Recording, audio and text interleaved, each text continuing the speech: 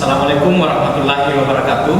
Perkenalkan, nama saya Ahmad Nur, SPD MPD, salah satu dosen tetap program studi pendidikan sosiologi Fakultas Keguruan dan Ilmu Pendidikan Universitas Lambung Mangkurat, Banjarmasin. Saya mengampu beberapa mata kuliah pada semester ganjil dan genap. Di antaranya adalah pengantar sosiologi, pengantar antropologi, filsafat ilmu, perubahan sosial, masyarakat digital, dan pendidikan kearifan lokal. Dari beberapa mata kuliah yang saya ampu dan menjadi bidang fokus saya adalah mata kuliah pengantar sosiologi. Dari beberapa mata kuliah yang saya ampu dan menjadi bidang fokus saya adalah pengantar sosiologi. Nah, sebelum saya menjelaskan teknik pembelajaran lebih lanjut, saya terlebih dahulu akan menjelaskan deskripsi mata kuliah pengantar sosiologi, di mana pengantar sosiologi adalah mata kuliah wajib pada semester ganjil dengan bobot 3 SKS. Dalam mata kuliah ini memiliki pokok bahasa, di antaranya yang pertama adalah sejarah perkembangan sosiologi, kemudian yang kedua adalah interaksi sosial, kemudian yang ketiga adalah kelompok sosial, kemudian yang keempat adalah struktur sosial, yang kelima adalah mobilitas sosial, yang keenam adalah lembaga sosial, yang ketujuh adalah perubahan sosial, yang kedelapan adalah tatanan dan pengendalian sosial, yang kesembilan adalah gender, yang kesepuluh adalah konformitas dan perilaku menyimpang, yang kesebelas adalah perilaku kolektif dan gerakan sosial, yang kedua adalah wewenang dan kekuasaan, dan yang terakhir adalah masyarakat dan kebudayaan. Adapun capaian pembelajaran pada mata kuliah ini adalah: 1. Mahasiswa mampu menganalisis konsep dasar sosiologi sebagai ilmu. Yang kedua adalah mahasiswa mampu menjelaskan sosiologi di dunia dan di Indonesia pada khususnya. Yang ketiga adalah mahasiswa mampu menguraikan proses sosial dan interaksi sosial dalam kehidupan masyarakat. Yang keempat adalah mahasiswa mampu mengklasifikasikan kelompok sosial, lembaga sosial, dan stratifikasi sosial. Yang kelima adalah mahasiswa mampu menjelaskan konformitas dan perilaku menyimpang. Yang keenam adalah mahasiswa mampu mendemonstrasikan wewenang dan kekuasaan. Untuk pustaka atau referensi yang saya gunakan di antaranya: 1. IB Wiratan 2013, Paradigma Teori Sosial. Yang kedua adalah Suekanto, Sujono, dan Budi Sulistiawati 2017, Sosiologi Suatu Pengantar, edisi revisi, cetakan ke-8, Jakarta, Raja Wali Press. Yang ketiga adalah Sunarto Kamanto 2004, Pengantar Sosiologi, edisi ketiga, Jakarta, Lembaga Penerbit Fakultas Ekonomi Universitas Indonesia. Yang keempat adalah Setiadi, Eli M, dan Usman Khalid 2011, Pengantar Sosiologi, Pemahaman Fakta dan Gejala Permasalahan Sosial, Teori, Aplikasi, dan Pemecahannya, Jakarta, Pranana. Yang kelima adalah Kartini Kartono 2010, Patologi Sosial, Raja Grafindo Persada. Baik, perkuliahan ini dilaksanakan dengan 16 kali pertemuan.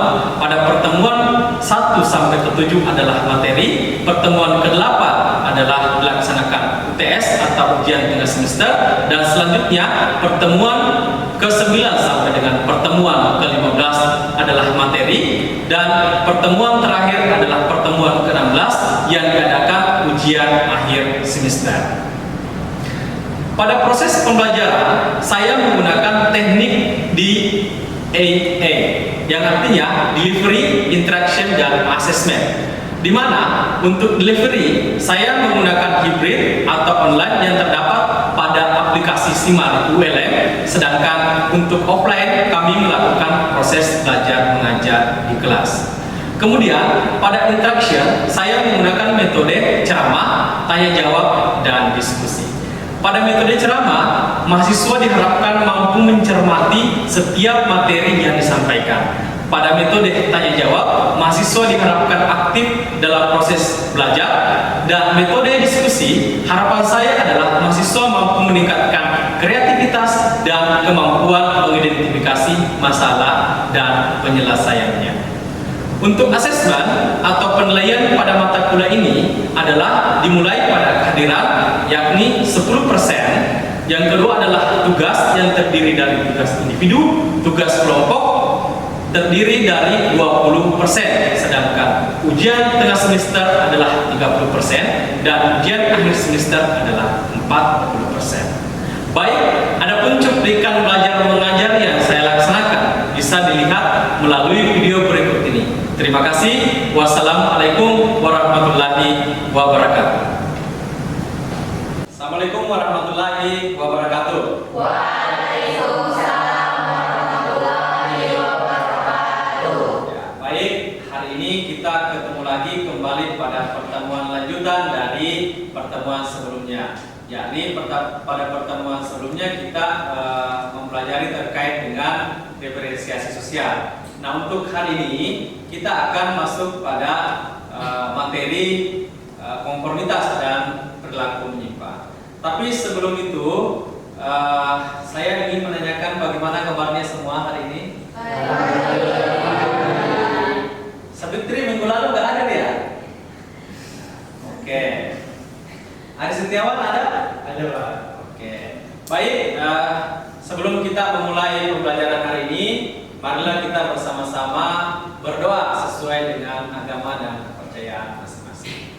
Doa dimulai.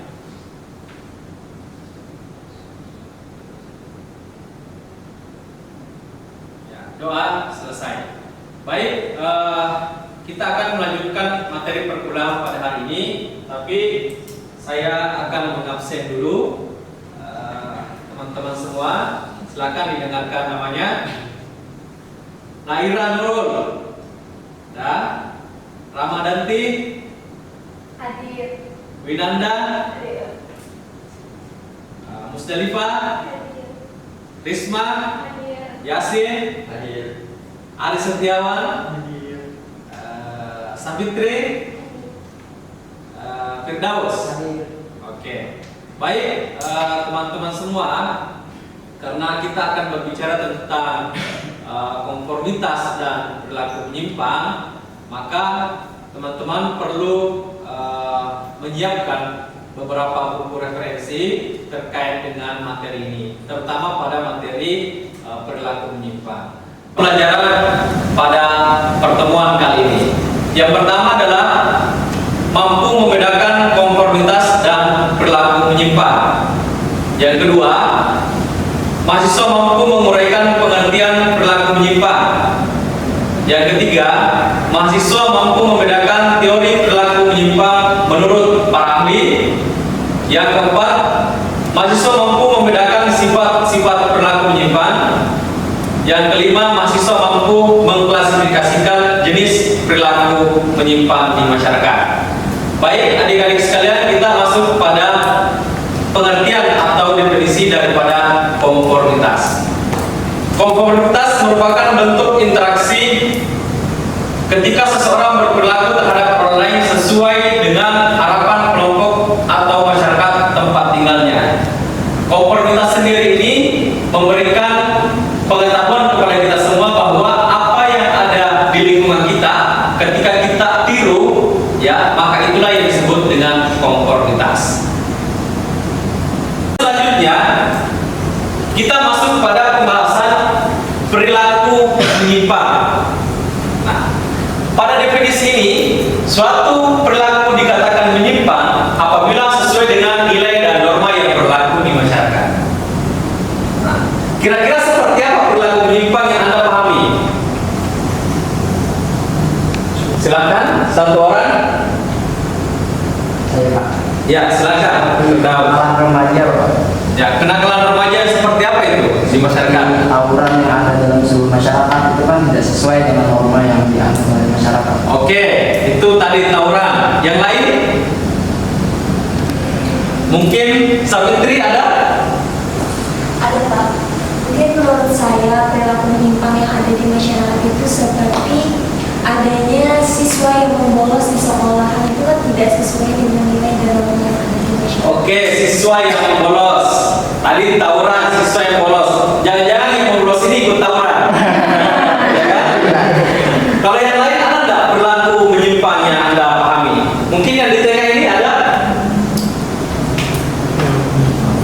Silakan.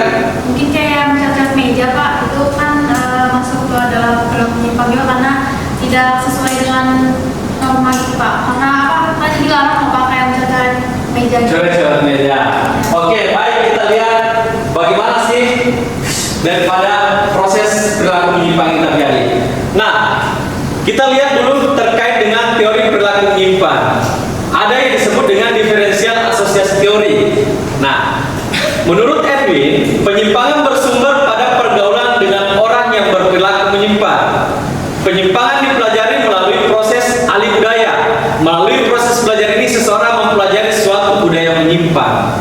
Seperti apa itu? Anda bisa lihat pada gambar yang di atas. Geng motor. Itu kan kebiasaan-kebiasaan perilaku menyimpang yang terjadi di masyarakat. Yang awalnya hanya melihat, kemudian ikut-ikut, setelah itu masuk komunitas, ya, balap liar misalnya, itu kan adalah salah satu proses penyimpangan yang dikemukakan menurut diferensial asosiasi teori.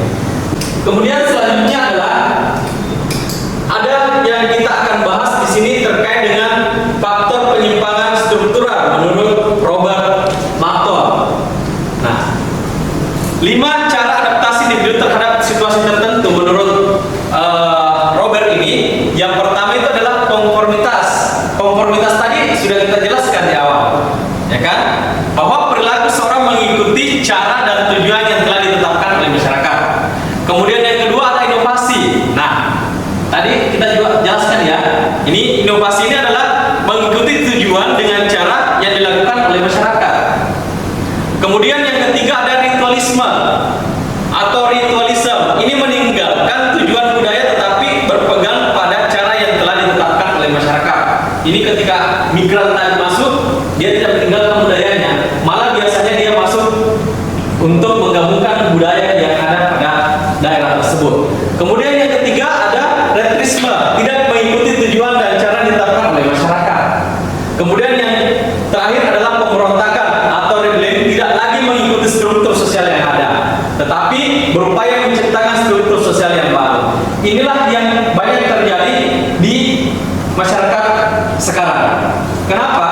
Karena faktor penyimpangan struktural ini biasanya terjadi ketika ada struktur-struktur yang pincang gitu.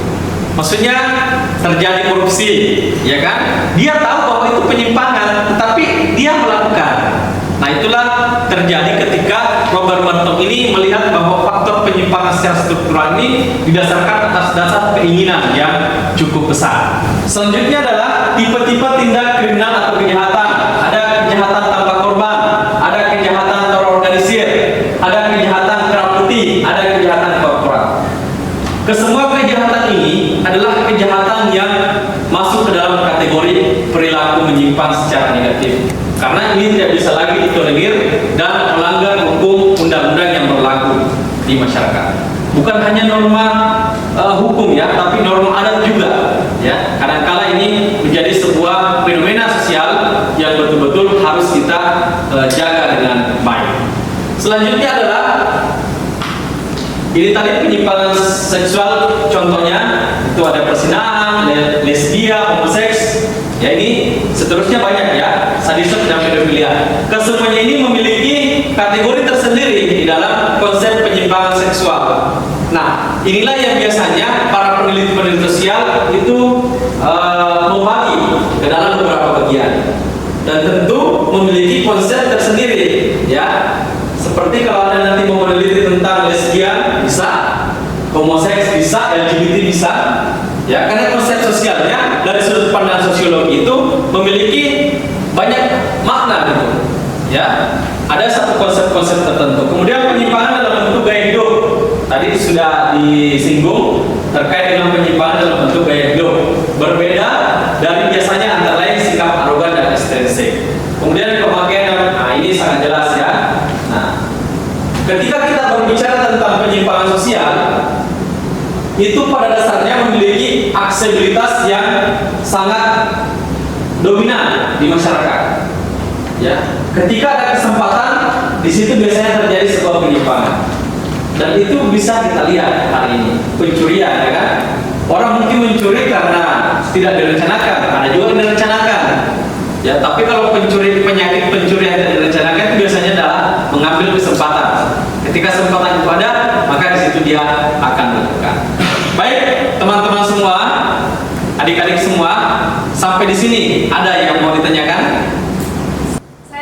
Silakan. Tanya, bagaimana konformitas itu bisa dikatakan positif dan negatif saat apa dilakukannya, Pak?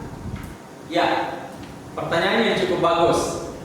Terkait dengan konformitas, positif dan negatif, saya kira itu tergantung dari sudut pandang kita melihatnya. Ya, ketika misalnya hedonisme dilihat, tiruan gitu, ketika itu bermanfaat di dalam diri seseorang, maka itu bisa dikatakan sebagai positif.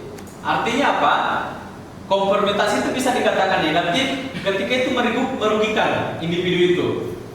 Ya, individu misalnya yang dirugikan ketika hedonisme, dia tidak sesuai dengan pemasukan, tetapi dia hidupnya hedon, itu kan negatif konformitasnya. Tetapi ketika dia berada terus dia hedon, ya itu adalah salah satu kebahagiaan yang didapat dan tidak merugikan orang lain. Nah, misalnya kayak gitu, ya itu disebut konformitas positif. Nah, kalau tadi yang saya jelaskan penyimpangan negatif dan positif. Nah, pertanyaannya ini adalah konformitas negatif dan positif. Jadi seperti itu, kita mengibaratkan kehidupan hedonisme individu. Ada lagi yang lain? Silakan. Nah, saya di sini akan membagi ketiga kelompok, teman-teman. Jadi kelompok 1, kelompok 2, dan kelompok 3. Nah, pada bagian ini Anda nanti akan melihat sebuah video, ya. Pada video ini Anda amati, gitu. Amati dengan jelas. Kemudian nanti Anda beri komentar dan kita diskusi, ya. Diskusinya itu adalah di setiap kelompok ini memberikan satu pengertian atau pemahaman tentang video ini. Jadi silakan Anda nonton videonya kurang lebih 5 menit, ya. Silakan diamati dan dicatat apa sih yang ada di dalam konteks video ini. Kemudian bagaimana perannya gitu. Nah, itulah nanti akan didiskusikan antara kelompok A, B, dan C. Jadi kita akan bertukar apa sih yang Anda bisa lihat. Baik, berikut kita lihat tampilan video dari materi kali ini.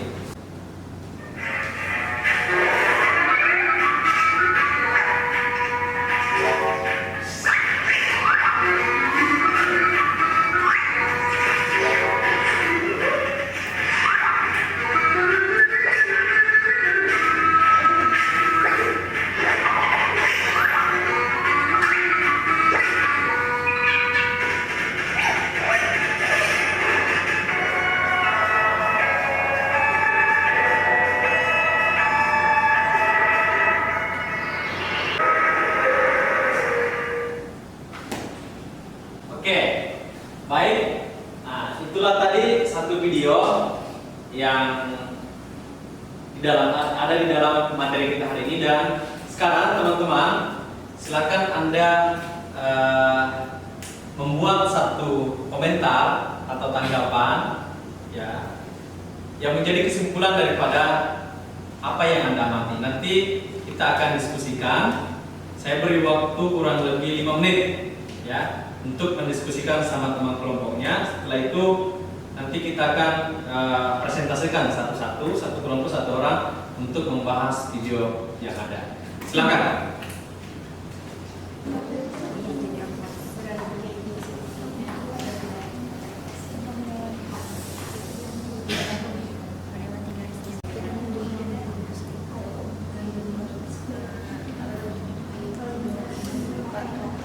Harusnya tuh di belakang trotoar.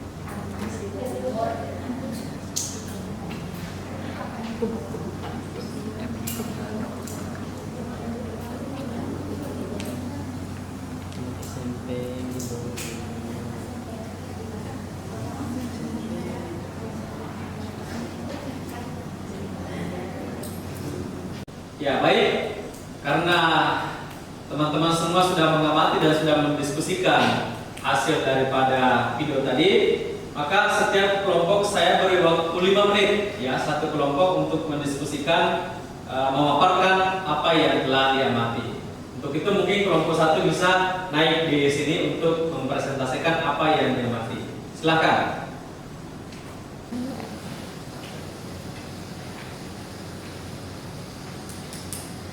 Baik, kami dari kelompok 1 sudah berdiskusi tentang hasil yang kami amati dari video tersebut. Dari video tersebut kami mendapatkan suatu penyimpangan, yaitu pelanggaran berlalu lintas. Yang pertama adalah anak SMP di bawah 17 tahun. Yang kita ketahui bahwa peraturan berlalu lintas itu kan tidak boleh anak di bawah umur, apalagi dia belum memiliki SIM, surat izin mengemudi. Dan yang kedua yang kami dapatkan dari hasil pengamatan kami dari video tersebut adalah bonceng 3. Seperti kita ketahui bahwa dalam berkendara itu tidak boleh melebihi bonceng 2 orang. Selanjutnya adalah yang kami dapatkan dari video tersebut, yaitu kebut-kebutan. Kita tidak boleh kebut-kebutan di jalan karena itu akan bisa merugikan orang lain dan juga bisa terjadinya kecelakaan. Selanjutnya adalah pada mereka stop pada lampu merah, itu mereka melewati zebra cross yang seharusnya adalah di belakang dari zebra cross. Selain dari pelanggaran berlalu lintas, kami juga mendapatkan penyimpangan di dalam video tersebut, yaitu dalam penyimpangan sekolah dalam kerapian berpakaian. Nah, kerapian berpakaian itu terlihat dari baju mereka yang keluar, lalu kancing baju mereka yang terbuka. Selanjutnya itu kerapian dalam berpenampilan, seperti rambut mereka yang tidak dirapikan begitu. Itulah hasil yang kami dapatkan dari video tadi. Terima kasih. Ya, baik. Sekarang selanjutnya adalah silakan tanggapi apa yang disampaikan tadi kelompok 1. Baik, izin masuk. Mungkin ini sebuah pertanyaan. Dari video tersebut kan tadi terdapat penyimpangan. Salah satunya dalam berlalu lintas. Nah, menurut kalian kelompok 1, mengapa penyimpangan tersebut terjadi? Apakah ada faktor yang mempengaruhinya? Mungkin itu saja. Baik, terima kasih atas pertanyaan yang diberikan. Yang saya ketahui kenapa adanya penyimpangan tersebut mungkin karena seperti materi yang sudah kita tangkap tadi dari yang dijelaskan oleh Bapak, adanya konformitas di mana mereka itu ikut-ikutan, misalnya temannya mengajak untuk melakukan hal yang seperti itu, atau teman-temannya inilah yang membuat dia untuk melakukan pelanggaran-pelanggaran berlalu lintas tersebut. Itulah jawaban dari saya. Oke, aplaus dulu untuk kelompok 1. Oke, silakan kelompok 2 untuk presentasikan selanjutnya. Baik, dari kelompok 2 kami telah mendiskusikan dari hasil video yang telah kami amati bahwa konformitas dalam pergaulan pelajar yang lebih berupa akibat tekanan antar teman atau peer pressure yang terjadi dalam lingkungan yang homogen atau sebaya. Kecenderungan untuk mengikuti suara terbanyak akan terjadi karena tekanan untuk menjadi sama terasa semakin besar. Dalam pergaulan sekolah, biasanya anak didik itu terbiasa untuk selalu sama, ngikut sama temannya. Sikap ini dapat terus berlanjut dalam membentuk para kepribadian yang tidak mandiri untuk pelajar-pelajar sekarang yang seperti terlihat dalam video tersebut. Mungkin itu dari diskusi kelompok 2. Kelompok 3, silakan. Mungkin sedikit menambahkan terkait apakah komunitas dan penyimpangan itu selalu berkaitan. Kita kembali lagi ke pengertian komunitas. Tadi kan dalam penyampaian Bapak juga komunitas itu kan meniru supaya diterima gitu. Jadi maksud dari penyampaian kelompok 2 ini mengikuti hal-hal yang menjadi kebiasaan supaya diterima juga, mengikuti hal-hal yang sama di masyarakat seperti itu. Oke, ada lagi yang lain? Mungkin aplaus dulu untuk selanjutnya kelompok 3. Silakan mempresentasikan. Silakan. Baik, terima kasih atas kesempatannya. Di sini kami akan menggambarkan sedikit deskripsi dari film tadi. Kami berkesimpulan bahwa terdapat 2 penyimpangan. Yang pertama dari siswa itu sendiri. Dari video yang ditampilkan tadi, mereka itu berpakaian yang harusnya masuk itu keluar. Nah itu penyimpangan yang terhadap sekolah karena pakaian mereka itu tidak sesuai kan. Terus yang kedua, penyimpangan dalam masyarakat. Dari video tersebut, anak SMP yang di bawah umur mengendarai sepeda motor Yang pertama, tidak menggunakan helm, itu sudah salah. Yang kedua, mereka itu berboncengan 3 orang. Terus mereka itu kebut-kebutan. Nah, perilaku tersebut dapat disimpulkan bahwa terjadi perilaku menyimpang yang melanggar peraturan berlalu lintas. Nah, itulah sebabnya polisi menghampiri mereka tadi, karena mereka itu melakukan perilaku menyimpang yang dimana perilaku tersebut tidak sesuai dengan norma dan undang-undang. Mungkin itu saja, sekian, terima kasih. Apakah ada tanggapan? Oke, sudah?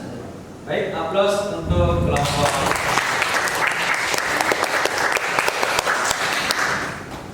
Terima kasih. Ya, itulah tadi rangkaian diskusi dari teman-teman terkait dengan konformitas dan perilaku menyimpang. Perlu saya sampaikan sebagai kesimpulan dari pembelajaran hari ini bahwa konformitas ini sangat berkaitan dengan perilaku menyimpang, di mana adanya konformitas itu akan mempengaruhi yang namanya perilaku menyimpang. Perilaku menyimpang sendiri mempunyai 2 sifat, ada sekunder dan ada primer. Kedua daripada ini adalah salah satu yang membesarkan yang namanya perilaku menyimpang. Selanjutnya adalah ada yang namanya perilaku menyimpang secara positif dan ada juga perilaku menyimpang secara negatif.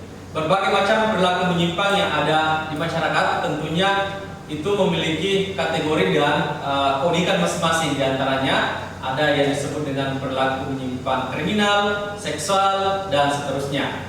Nah, kira-kira ada pertanyaan sampai saat ini sebelum kita tutup? Cukup. Baik, karena pembelajaran hari ini sudah cukup, tapi sebelum itu saya ada tugas sebagai evaluasi dari perkuliahan hari ini. Sebagaimana tugasnya Anda bisa lihat di layar kita. Yang pertama adalah ada 5 hal yang harus Anda sampaikan. Dan tugas ini terkait dengan evaluasi mandiri. Jadi ini dikerjakan satu-satu. Nah, nanti ini dikirim melalui e-learning Simari masing-masing. Kalian punya Simari kan? Masing-masing punya akun. Nah, nanti dikirim di situ sesuai dengan pertanyaan-pertanyaan yang ada. Saya kira demikian. Ada pertanyaan sebelum terkait dengan tugas evaluasi ini? Kalau tidak ada, baik, kita cukupkan saja pada pertemuan hari ini. Semoga apa yang kita pelajari hari ini dapat bernilai ibadah dan menambah ilmu untuk kita semua. Demikian saya akhiri dengan ucapan, lebih dan kurangnya mohon maaf. Wassalamualaikum warahmatullahi wabarakatuh. Waalaikumsalam.